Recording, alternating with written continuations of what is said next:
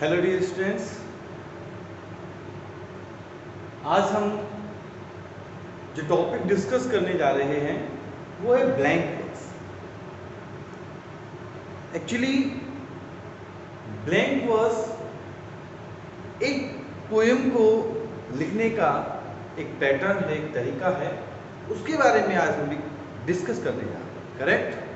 Poem को कई तरीकों से लिखा जा सकता है और उन्हीं तरीकों में से एक ब्लैंक वर्स भी बहुत फेमस है या जिसका बहुत ज़्यादा यूजेस किया जाता है ब्लैंक वर्स का, उसके बारे में आज हम स्टडी करने जा रहे हैं। करेक्ट।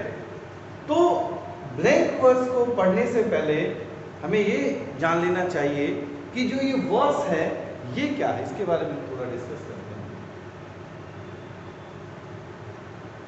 वर्स पोएम का ही एक पार्ट होता है, या इट मीन्स हम ऐसा कह सकते हैं कि पोएम के एक भाग को ही वर्स कहा जा सकता है। प्रोज नहीं हो सकता है, पोएम का एक पार्ट वर्स कहलाता है। करेक्ट। बेसिकली अगर बात करें तो तीन तरीकों से हम ये कह सकते हैं किसी भी पोएम को लिखने के लिए 3 टाइप के वर्स सबसे ज्यादा यूजेस में लिए जाते हैं।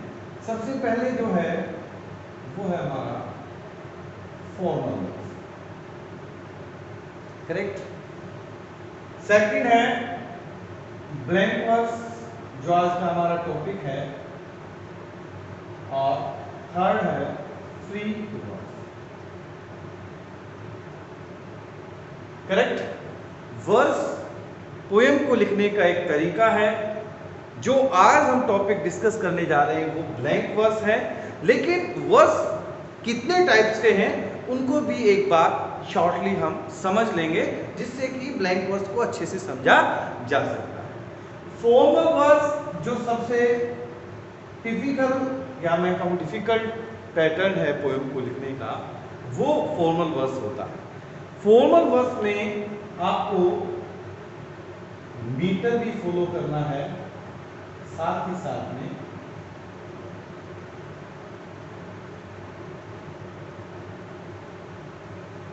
राइम स्कीम को भी फॉलो। करेक्ट। अब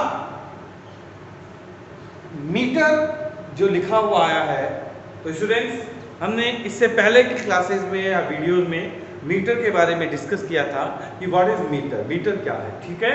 मीटर एक तरीका है, एक पैटर्न है वर्ड्स को किसी पोएम में सजेस्ट करने का या डिसाइड करने का, या हम कह सकते हैं उसे लिखने का एक तरीका, एक मीटर डिसाइड किया गया है।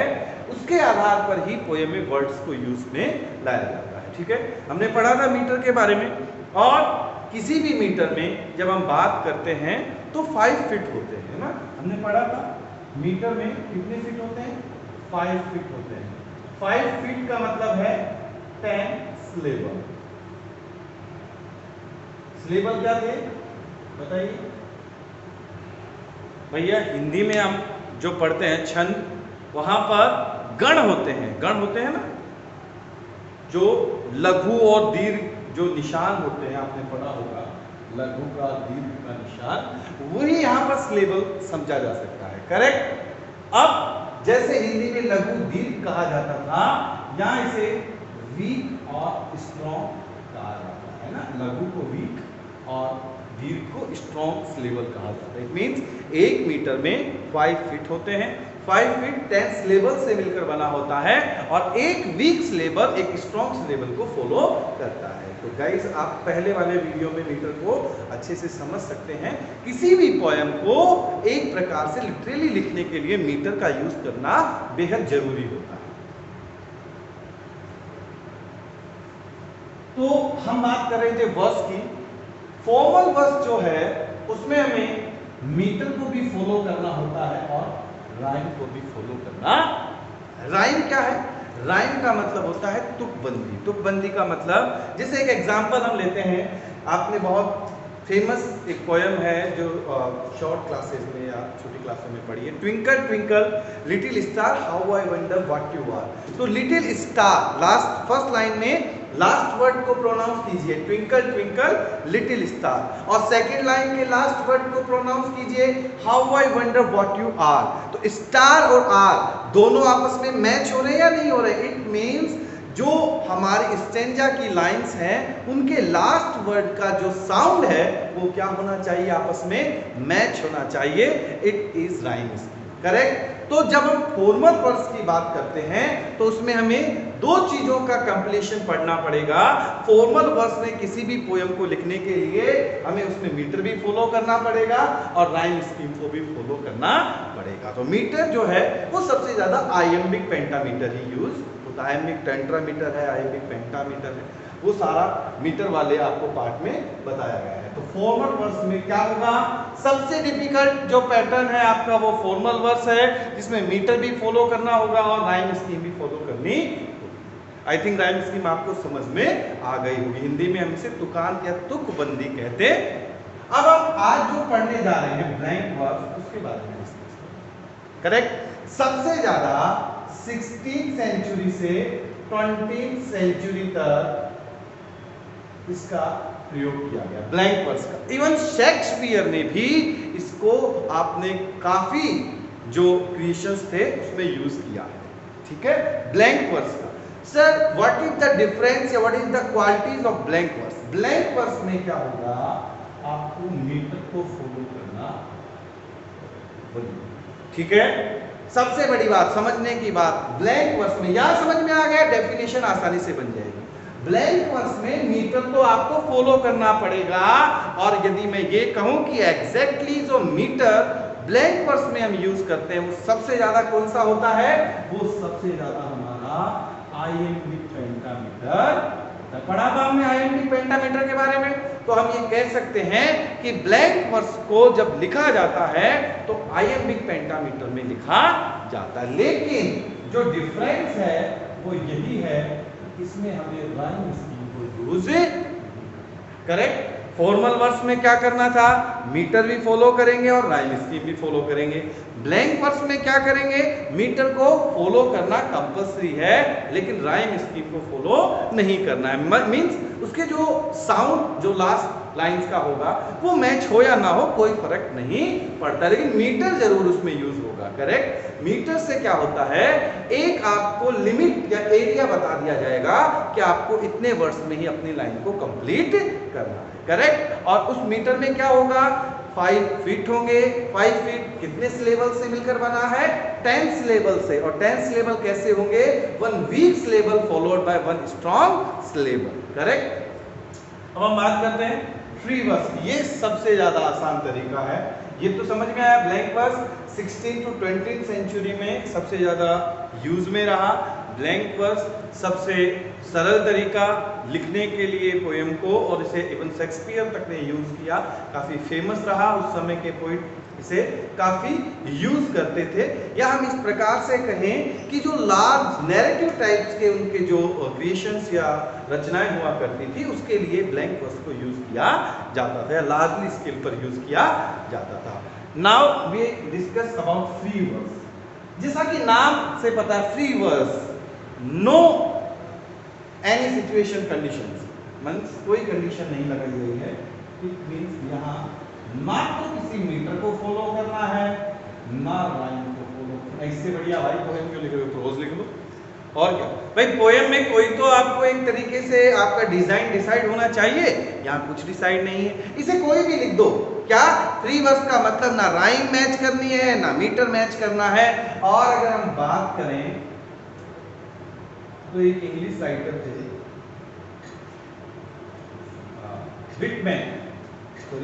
विटमैन नाम था उनका, जिन्हें फादर ऑफ फ्री वर्स कहा जाता है, Whitman, Walt Whitman.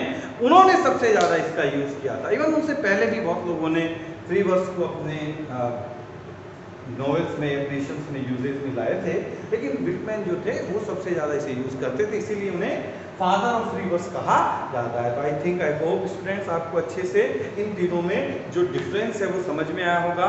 Formal verse में क्या होगा? आपको मीटर भी फॉलो करना पड़ेगा, राइम स्कीम भी फॉलो करनी पड़ेगी, करेक्ट। अगर आप ब्लैंक वर्स की बात कर रहे हैं तो वहां आपको मीटर फॉलो करना पड़ेगा और मैक्सिममली जो मीटर यूज होता है वो आइएम्बिक पेंटामीटर यूज होता है, लेकिन वहाँ राइम स्कीम को फॉलो करने की जरूरत नहीं है। अभी एक एग्जांपल हमारे सामने है, हम उसे समझ लेंगे और जो हमारा थर्ड है इजीली उसे भी समझ पाएंगे।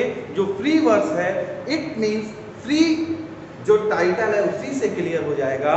No usages of any metre and no boundation और no conditions about the rhyme scheme, ना कोई मीटर की कंडीशन लागू है ना राइम स्कीम। ठीक है, आइए ब्लैंक वर्स की डेफिनेशन को एक बार हम देख लेते हैं।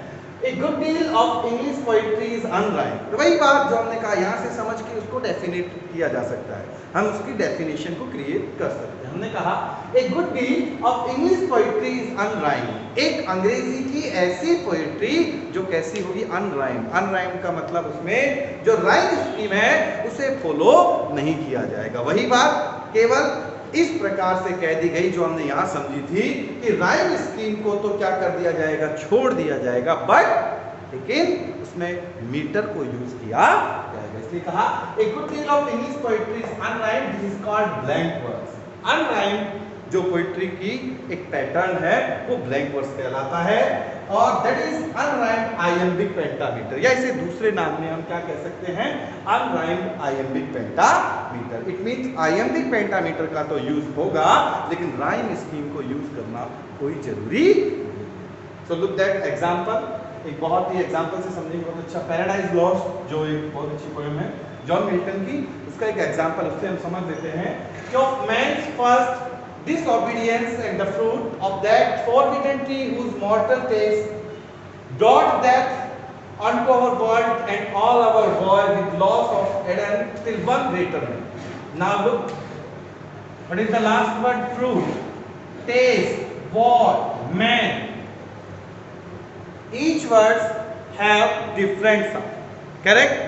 No similarity, कोई similarity यहाँ पर साउंड में नहीं आ रही है। हर एक वर्ड का जो साउंड है वो अपने अपने हिसाब से डिफरेंट है, अपने अपने साउंड के हिसाब से उसका डिफरेंट साउंड निकल के आ रहा है। और अब जब डिफरेंट साउंड निकल कर आ रहा है तो अनराइम्ड हो गया, लेकिन अब इस लाइन में हमें मीटर पे एक्सरसाइज करना है। मीटर जब हम इसमें रीड करेंगे तो हमें पता चलेगा कि one unstressed syllable followed by one stress label and 5 feet use in each line, correct? अगर एक पंक्ति में 5 feet यूज हो रहे हैं और एक वीक लेवल स्ट्रॉन्ग लेवल के साथ जुड़ा हुआ है, इट मींस वो आइएम्बिक पेंटामीटर के साथ चल रहा है, और आइएम्बिक पेंटामीटर के साथ चल रहा है लेकिन उसमें राइम स्कीम को यूज नहीं किया गया है, it means that is the example of blank, correct? समझ आया क्या कहा? वही बात सिंपल लैंग्वेज में यदि हम समझना चाहें तो जिस स्टेंजा या जिस पोएट्री के अंदर राइम स्कीम को छोड़ दिया जाएगा, फॉलो नहीं किया जाएगा, केवल एक आइएम्बिक पेंटामीटर को ही यूज किया जाएगा, वो हमारा ब्लैंक वर्स होगा। ये हमारा एग्जांपल रहा पैराडाइज लॉस्ट, जॉन मिल्टन। ऐसी बहुत सारी पोएम्स, बहुत सारे क्रिएशंस आपको लिटरेचर में देखने को मिलेंगे। जैसा मैंने पहले बताया 16th to 20th सेंचुरी इसका बहुत ज़्यादा एक प्रकार से वर्चस्व रहा, या उस प्रकार के या उस समय के लिटरेचर में ब्लैंक वर्स को लार्ज स्केल पर यूज किया गया था। इवन शेक्सपियर ने भी अपने बहुत से क्रिएशंस में इसे यूज किया है। तो आई होप गाइस, बहुत शॉर्ट सा वर्स था ये वर्स जो मैंने पहले बताया, ए टाइप ऑफ राइटिंग पोएम। तो पोएम लिखने का या पोएम को राइट करने का एक तरीका है verse, different types, formal verse, blank verse and free verse, है ना? फ्री वर्स में ना आपको राइम स्कीम को फॉलो करना है ना मीटर को, ठीक है? तो आई होप गाइस आपको अच्छे से आज का क्लास समझ में आया होगा। So keep studying, keep smiling, have a good day.